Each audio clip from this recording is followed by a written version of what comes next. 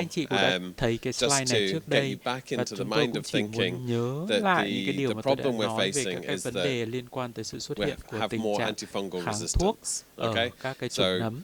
existing species are becoming less susceptible to antifungal agents, Những cái and thuốc new kháng nấm hiện species tại are thì có emerging khả which are năng intrinsically làm cho bệnh resistant nhân to antifungal agents. không đáp ứng với cả tình trạng And this kháng nấm is chúng ta kind có. of what we Và have đây at the là moment. những cái thuốc So mà chúng ta hiện giờ four đang major có. classes Chúng of ta có 4 systemically thuốc chống administrable nấm hiện giờ đang được sử dụng. antifungal agents, a very limited range. Như vậy rõ ràng chúng ta có Okay? rất ít lựa chọn. So I'll just go around and just Có lẽ là chúng ta recap cũng sẽ their cùng đi mechanisms qua of action, một just chút for về các cái thuốc kháng nấm cũng như cơ revision chế tác dụng purposes. của chúng. So the bottom left Ở are the phía bên purine trái analogs. dưới cùng, That would be flucytosine. đây là những We cái don't thuốc ví use dụ that như drug very often. flucytosine. The Thực ra only place that it's flucytosine không really được sử dụng commonly used is in the management nhiều. of cryptococcal Hiện nay chủ meningitis. yếu nó được dùng It cho is đối an với những trường effective hợp nhiễm nấm antifungal agent, but it Cryptococcus. can't really be given on its own. It has to be given combination. Và thường thì nó không được Because sử it has a dụng very đơn độc, low mà threshold người ta to sẽ sử dụng phối developing hợp với resistance. các cái thuốc khác. This drug Cái is thuốc này given systemically. It's có taken thể up by sử the dụng cell, đường toàn and thân. once inside the cell, it's converted from 5-flucytosine to Nó 5-fluorouracil. sẽ chuyển đổi, So được chuyển hóa của 5-fluorouracil thuốc. is a Bản thân khi pyrimidine. cái thuốc được chuyển đổi It replaces the uracil that would normally be incorporated in your translation of DNA to nó sẽ RNA, tác động and đến it quá trình makes the dịch mã proteins của abnormal. nấm. It's a toxin to the cell. Vì thế cho nên là nó có là một Originally, cái it was thuốc mà gây độc invented cho tế as bào. a chemotherapeutic agent, so it's a toxin to eukaryotic cells, and for that reason, it has considerable side effects. Cho nên là nó có những cái tác dụng phụ kèm theo đáng kể. The next agent, Cái thuốc top thứ left, hai are mà the chúng ta nói ở azoles. đây là So nhóm thuốc they're azole. our workhorse, our kind of very favorite Đây là một cái antifungal thuốc agent. hay được They're sử dụng rất nhiều demethyl inhibitors, bởi vì and nó chịu trách nhiệm they ức work chế by về inhibiting enzyme, the enzyme that converts cái chất tạo lanosterol thành into vỏ của ergosterol nấm. inside the cell and allows formation of cell membranes. So without Và nó healthy ảnh hưởng membrane, the tới cell cái just màng shrivels tế up and bào của dies. nấm. Polyenes Cái up the nhóm top, that's thuốc thứ amphotericin ba B. ở phía So trên this cùng, is the class polyenes, of drugs. đấy là At một the cái nhóm moment, the thuốc only available nó gắn polyene với is cả amphotericin B, ergosterol and ở it's thành tế only bào của available nấm và intravenously. làm cho tế Although bào there's nấm bị quite vỡ ra. exciting drugs coming, Thực ra đây là một cái nhóm oral thuốc khá là thú formulations vị of và có thể là amphotericin B chúng ta cũng that sẽ have có been các cái sort chế of phẩm produced khác by sẽ có nanotechnology, thể and you can ra take mắt them trong tương systemically. lai khi mà chúng ta có các công So nghệ phát they triển hơn. directly bind Những the cái thuốc ergosterol này in nó the trực cell tiếp membrane, gắn vào màng and của tế they bào của nấm. prevent it having, it's called sequestration. It prevents it from fulfilling its normal role in the cell membrane. And similar to the Và tương tự anti-membrane agents, that như just các cái causes the thuốc cell khác to tác shrivel động up vào and thành die. tế bào nấm thì The reason I've nấm said nó sẽ not chết. cholesterol there is because that's what allows amphotericin to focus on fungal cells and Bởi not vì damage the human cells. bản thân So, của tế bào người in thì không human có thành cells, we have phần cholesterol in our cell ergosterol, membranes to cho nên là maintain the các cái integrity nhóm of the thuốc cell. này nó cũng không ảnh hưởng Fungi nhiều use tới các cái ergosterol. tế bào của người. So that's how we minimize the toxicity Đó là of cái cách mà amphotericin. vì sao mà chúng ta có thể hạn chế được những cái And độc the tính last đối với ones cả are tế bào của echinocandins. người. They Nhóm thuốc thứ interfere with ba beta ở D đây là glucan cái nhóm synthesis, thuốc and that's part of the cell wall. echinocandin. So also great agents. The Nó cũng problem là một cái with thuốc rất là thú antifungals in vị, general bởi vì is that nhìn you chung have to choose chúng something ta that bắt will buộc phải kill chọn một a cái loại fungal thuốc cell nào đấy without để at the diệt same tế time bào killing nấm the human cells. mà không gây ảnh The hưởng cell cũng wall như is không one of làm those chết tế rare bào của người. areas where fungi are Cho extremely nên là different to nếu human mà cells. So các cái tế bào any của nấm, drug that nếu mà targets the cell màng tế wall bào will có not những cái have an thành phần impact tương on tự the human thì rõ cells ràng là because our khi cells chúng don't ta have cell đánh vào thành walls. phần đó thì nó cũng sẽ tác động vào thành tế bào của người. So that's what we have available. Như vậy, đấy là tất cả Not những cái many. thuốc mà chúng ta hiện giờ What có. is coming? Mặc dù không nhiều lắm, nhưng What's chúng ta the cũng problem đang with có một those that we số các face? cái vấn đề đang gặp phải. So looking down at the Các different anh chị có thể nhìn classes, thấy đây các cái on the nhóm second thuốc column you tương see ứng. the Cái cột đầu commonly tiên used là các drugs cái nhóm thuốc mà chúng ta and also the mechanisms có, of action sau that I đó là just những cái thuốc mà discussed. hiện giờ chúng ta đang sử dụng trên lâm We sàng. see towards the right-hand side of this Phía slide bên the phải, mechanisms các anh of chị có thể thấy resistance cái cơ that chế develop. phát sinh đề So kháng for cho azoles, từng as loại I thuốc mentioned nấm. earlier, it's Như cái nhóm thuốc increased azole mà pump chúng ta cũng đã activity, nói, nó làm tăng các cái mutations hoạt in the động bơm đẩy. conformation of the protein so that you can't Và- bind anymore. In the case of Candida, Và that's trong trường hợp ERG11, and Candida then chẳng hạn, Aspergillus, it's CYP51A. nó cũng có thể xuất hiện các cái đột biến này. Certain species are intrinsically resistant to azoles, so notably Candida Và glabrata, Candida krusei, thông thường thì and các nhóm Candida thuốc auris bao gồm như often Candida, have intrinsic resistance. glabrata, krusei và Pyropsilosis aureus is nó also kháng developing resistance quickly. tương đối nhiều, kháng nội sinh For the với cả cái nhóm echinocandins, azole. they're not effective against Cryptococcus. That's an intrinsic feature of Với crypto, Cryptococcus and thì they're not là một effective cái nhóm against thuốc tương Fusarium đối species either. thú vị, bởi vì các cái chủng như Cryptococcus hay là Fusarium For the có polyenes, đề kháng they're tự pretty nhiên đối với broadly cả effective. We Echinocandin. don't see resistance in many fungal species, Đối với cả but các two cái that I thuốc highlighted there, polyen thì chúng Candida ta cũng không auris thấy and nhiều cái sự đề Aspergillus kháng. terreus, Tuy nhiên là they có một số intrinsically chủng have reduced bản chất MICs của to nó lại kháng amphotericin. với cả nhóm polyen như Okay. là Candida auris So hoặc those are the drugs Aspergillus that we have and terreus. some of the problems that exist. Như vậy chúng ta cũng đã What's nhìn around nhận the ra một corner? số các cái vấn đề Because đối với time cả is đề running kháng out của for nấm. those agents. Tất nhiên là hiện nay chúng ta cũng đang gặp Here I've cảnh báo với highlighted các cái thuốc three hiện tại, of the bởi vì hiện closest nay to being chúng clinically ta cũng available đang có new những cái thuốc antifungal mới agents. There are hiện some giờ đang others được in the phát triển. pipeline, but it's not a great pipeline. Mặc dù đang So được phát I'll triển talk nhưng nó about đều these không phải three hứa in hẹn turn. nhiều.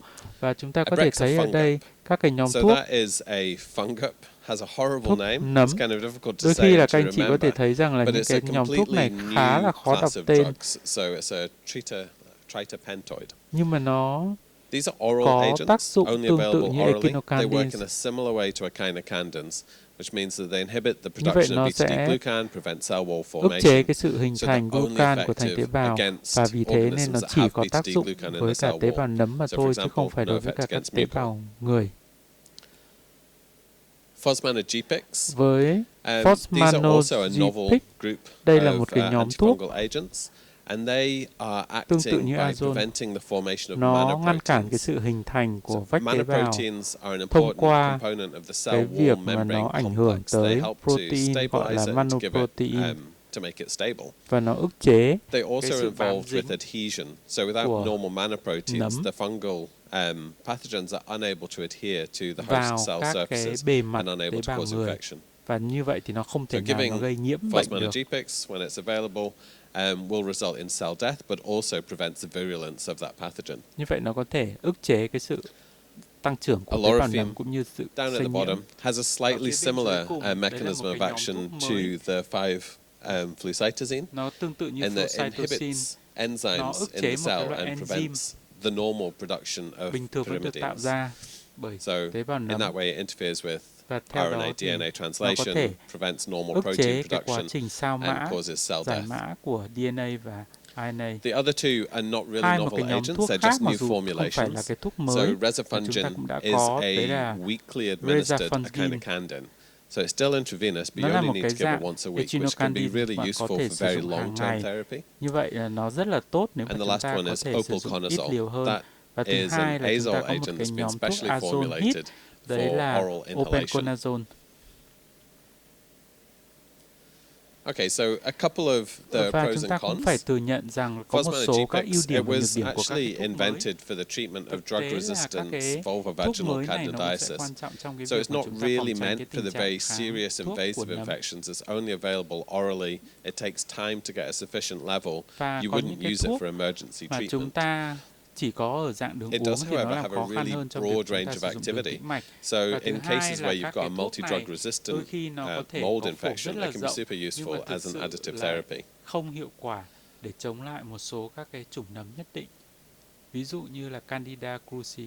Abrexafungup unfortunately lacks Đối với cả activity cái nhóm against thuốc mucor or any other agents without the beta-D-glucan. Ibrisafunga thì người ta And thấy rằng là nó alorifim chỉ có ở is dạng only uống effective against molds, so it và has nó no chỉ tác dụng activity với cả against nấm yeast men. organisms.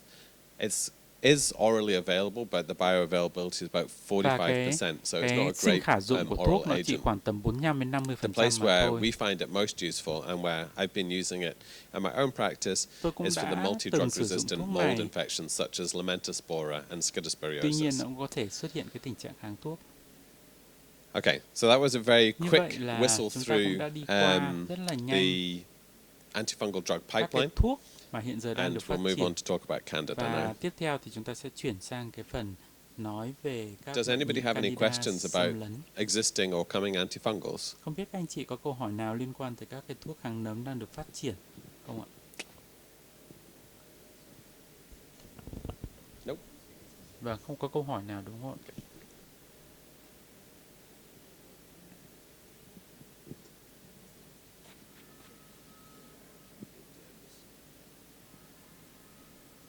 Not this one.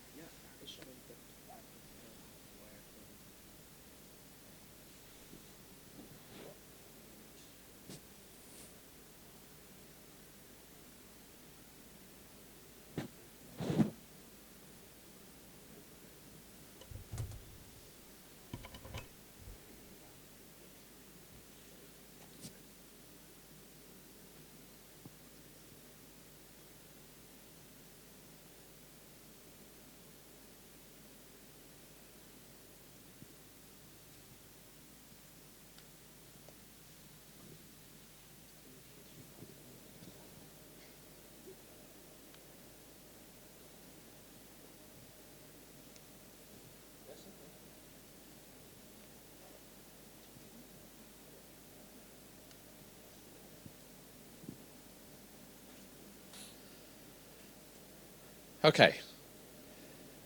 Gosh, I feel like I've spoken a lot today. Hôm nay có vẻ như My tôi đã voice nói is rất tired. là nhiều. Apologies that you have to listen Xin to lỗi me. nếu mà tôi có vẻ All right, so my mệt mỏi. last talk today, though, Bài is, trình bày I cuối think, cùng của tôi ngày pretty hôm interesting nay talk, tương đối là invasive thú vị. Đấy là candidiasis, về and tình trạng nhiễm particularly nấm focusing candida on critically ill xâm lấn ở những patients. trường hợp bệnh nhân nguy kịch.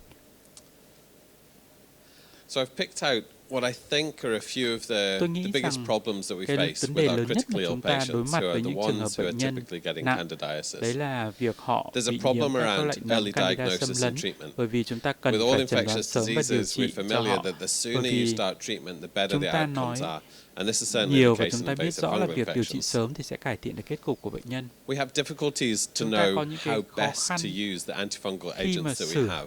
dụng How các do thuốc we kháng nấm, dose it correctly, and làm how thế do nào we chúng ta có monitor, thể how điều do we chỉnh know liều, làm that thế we're nào doing chúng the ta có right thể thing with theo dõi the bệnh agents? nhân khi chúng ta Critically sử ill dụng các cái thuốc patients have nấm đó very cho những changed cái bệnh nhân rất là physiology. nặng, bởi vì ở những cái They bệnh nhân handle nguy drugs kịch thì có differently. những cái thay đổi về mặt They sinh respond lý to drugs differently, và and đáp so we ứng need to với know các that cái we're thuốc using điều the trị drugs rất in the là best khác possible nhau. way.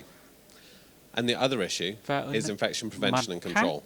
So when one chúng ta patient cũng gets cần a phải liên serious quan tới multi-drug cái việc kiểm soát chống nhiễm khuẩn resistant để pathogen, phòng how do tránh we stop it from passing cái to all the tình other trạng ones? vi khuẩn So I see cũng this như as là các three cái vi kind sinh of vật critical kháng thuốc. questions we need to consider. This picture is of Đây the là một cái hình Central ảnh train station ở in cái ga Sydney. tàu It's điện, quite pretty, right? nó rất đẹp đúng không ạ? Okay, so invasive Đối với candidiasis những has a trường hợp huge bệnh nhiễm burden. I candida think xâm it's lấn, a little underestimated. You tôi know, nghĩ we rằng là are chúng very ta thường focused bỏ on the sót, bacterial nó infections, không giống như and we cái trường tend hợp not to nhiễm vi think so khuẩn much khác, about the khi candida mà chúng ta infections. thường hay nghĩ But nhiều hơn actually, tới cái tình you trạng can nhiễm see trùng do here vi that khuẩn, nhưng các anh almost chị có thể nhìn thấy ở 20% đây có thể of tới infections 20% những are trường hợp caused by bệnh nhân nhiễm candida in trùng intensive care or gây ra do critically các cái unwell chủng patients. candida khác nhau. This was a huge study. It's actually been Đây là một cái repeated. The nghiên numbers cứu are the rất same. lớn, So tôi this không đi is vào the chi tiết. 2007 version, but by Nó đã 2015 there wasn't really a được significant làm một change. cách đây cũng nhiều năm, At nhưng mà any các one anh chị có time, thể if you thấy go ở around đây an intensive care khi unit, một bệnh around nhân nằm ở khoa 50% hồi of sức patients have thì an có active thể infection. chứng kiến đến 20% 50% of those những infections are cái caused by bệnh nhân này candida. họ So có we thể really bị need to know nhiễm what trùng we're doing ở with bất kỳ một cái candida. thời điểm nào.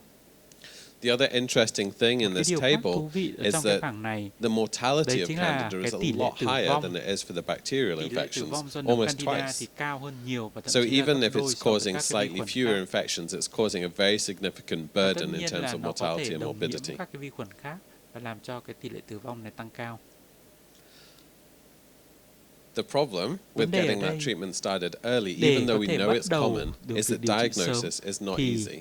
cái việc chẩn đoán sớm So là rất in quan this trọng. study, they Trong một cái looked nghiên cứu, người ta at đã first thấy blood rằng cultures from a whole group of trong một cái confirmed nghiên cứu thấy cases, 50% and they những trường found hợp that lấy máu dương tính 50% of those initial blood cultures for cases that với eventually became candida positive had a very, very có cái low mật fungal độ burden. It was nấm less than one colony rất là forming thấp, unit per mil. nó dưới 1 CFU trên 1 ml. That figure may mean nothing to you. Just take my word for it. It's a Nhưng mà very, hãy very nhớ low rằng number là cái that con is số difficult